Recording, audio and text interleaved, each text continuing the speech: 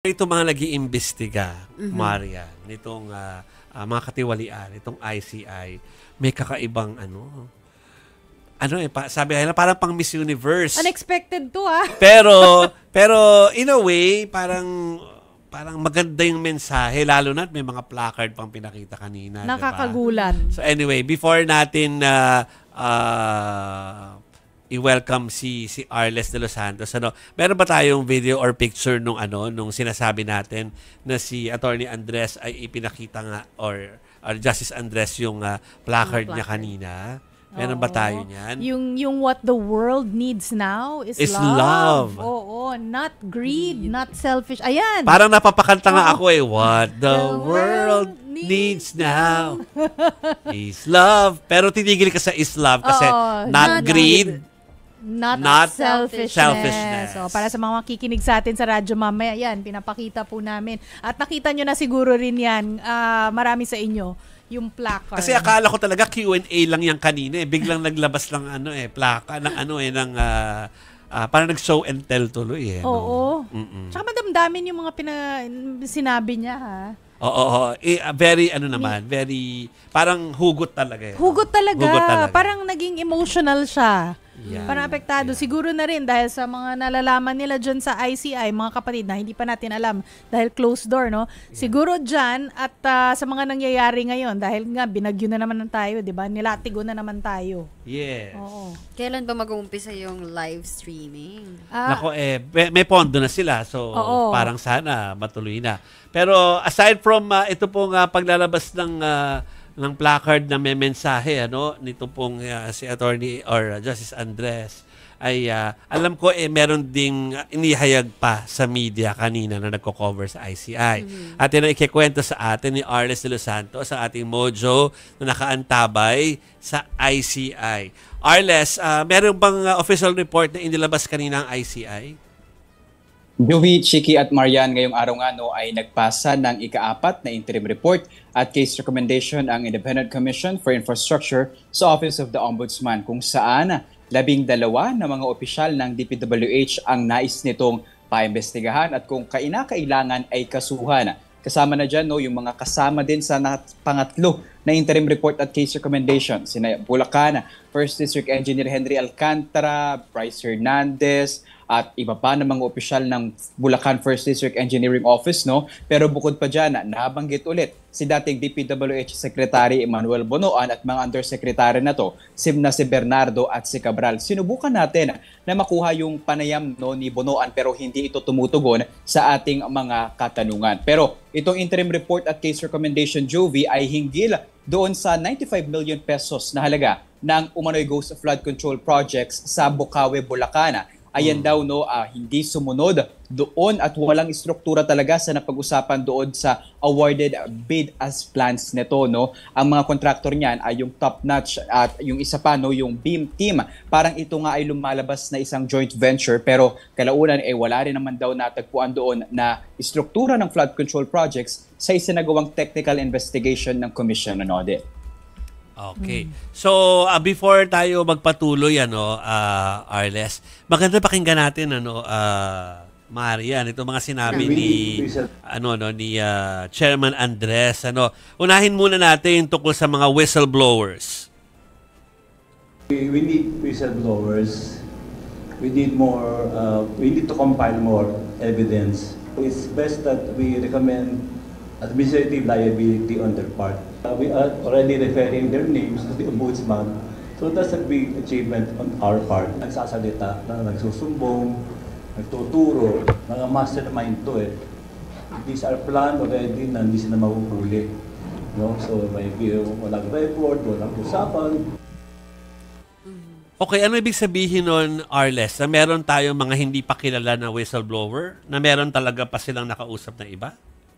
Jovi, tinanong kasi natin dito kay ICI Chairperson Andres Reyes kung bakit tila yung mga maliliit lang na isda yung napaparusahan. Bakit sila lamang yung paulit-ulit na nababanggit doon sa mga case recommendation ng ICI given naman daw na sila yung may mga kinalaman dito. Yung mga nasa posisyon ng Bulacan First District Engineering Office, no? Pero kasi kung matatandaan natin na sa pagdinig ng House Infracom at Senate Blue Ribbon Committee, mayroong mga proponent na tinatawag ang mga ito. Kasama yon sa tinatanong natin ng sa ICI, no? Kung meron ba anytime na mapapangalanan tayo na proponent ng mga proyekto na to? Kasi ang allegation at ang isa sa mga malalaking tanong ng taong bayan ay sino-sino yung talagang may kinalaman sa mga ghost flood control projects na ito, na ang mga alegasyon nga ay kumikickback ng umaabot sa 25 to 30%. Ayon kay Reyes, ay kailangan nila ng mga whistleblower. Dito raw papasok yung halaga ng pagsasalita at pagtuturo ng mga taong may kinalaman dito, nang sa gayon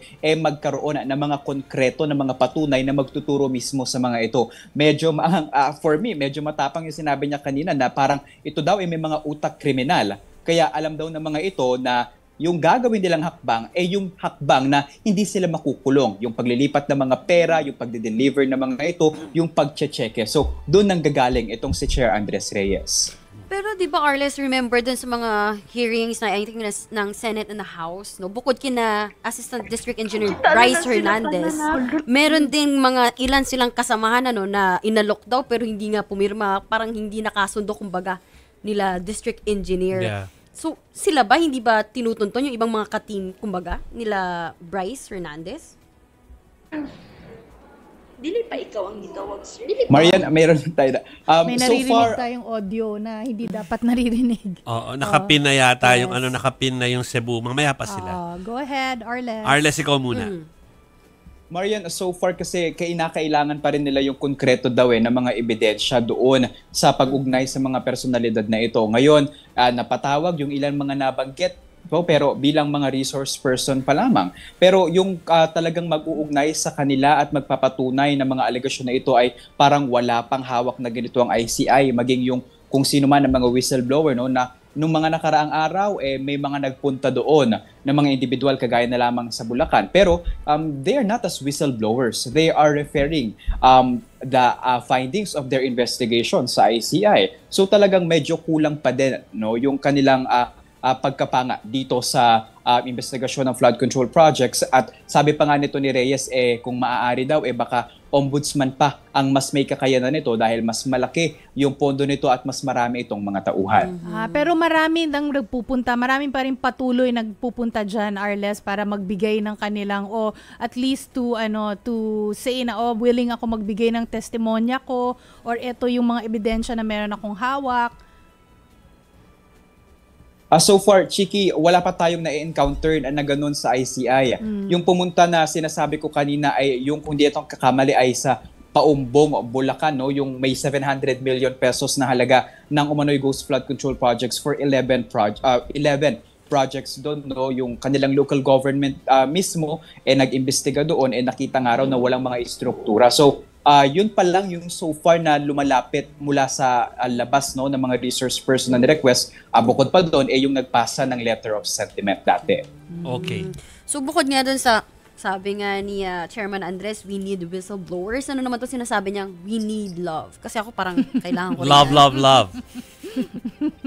Actually, medyo naging caught off guard din tayo doon kanina, no, Jovi, Chiki at Marian. Kasi inaasahan namin na sa kauna-unang pagkakataon, magkakaroon kami ng pagkakataon na makapanayam itong si Chair Reyes. Kasi itong mga nakaraan nila na mga pagpapasa ng interim report, kadalasan sa ombudsman sila dumidiretso. Yung third na pag-file nila, doon sila sumagot ng mga katanungan. Ito yung first time na nagkaroon kami ng pagkakataon na talagang matanong siya, no, ito sa mga ganyang bagay. Kaya tinanong na rin namin kung ano nga ba yung kanyang placard na hawak-hawak, at siya pa mismo ang nagpresenta at nagsabi na tatayo na lamang siya for the entire time na tinatanong namin siya. Pero ayon sa kanya, ito daw nga ay paalala sa ating mga kababayan na matutong magbahagi at mahalin ang ating bayan, no? Kung meron daw ng mga sobra-sobra na, matuto daw ibahagi sa iba. Huwag daw maging ganid at talagang pagmamahal na lamang yung isipin. At yun nga, hanggang dulo ng kanyang question and answer part ng kanyang press conference, hawak-hawak niya talaga itong placard na ito.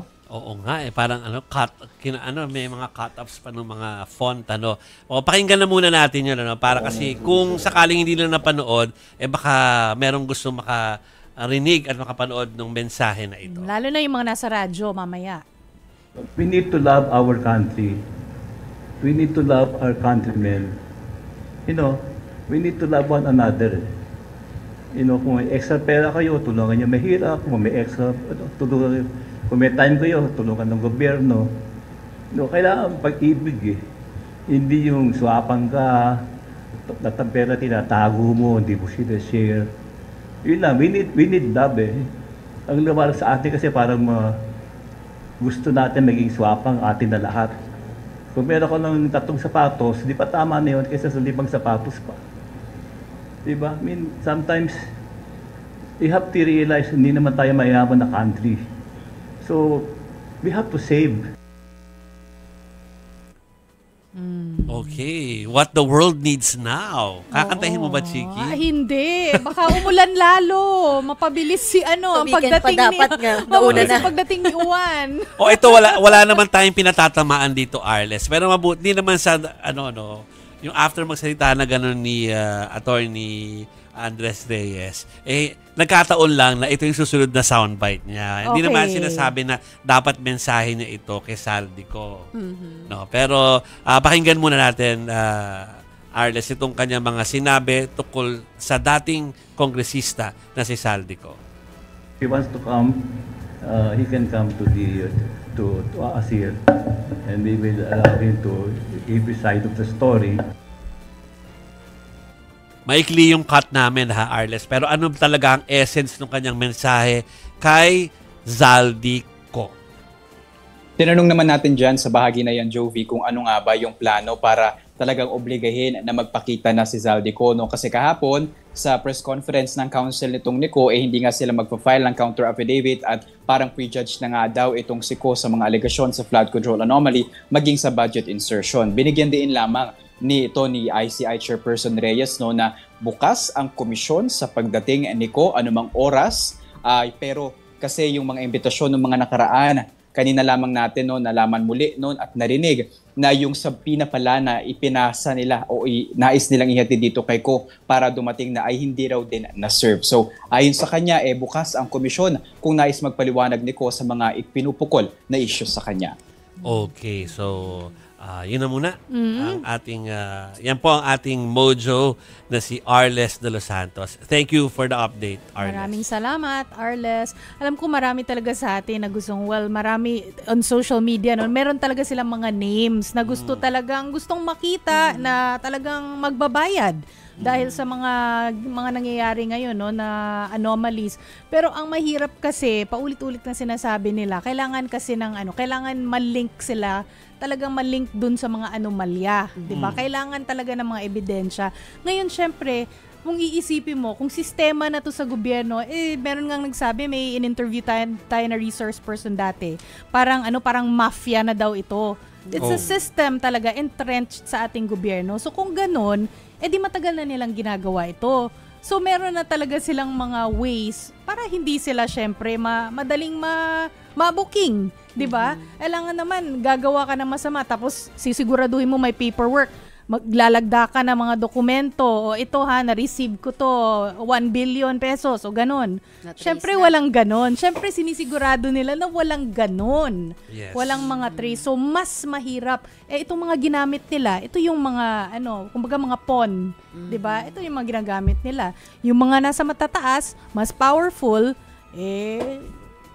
wala tayong pruweba sa ngayon. Correct. Mas mahirap yun.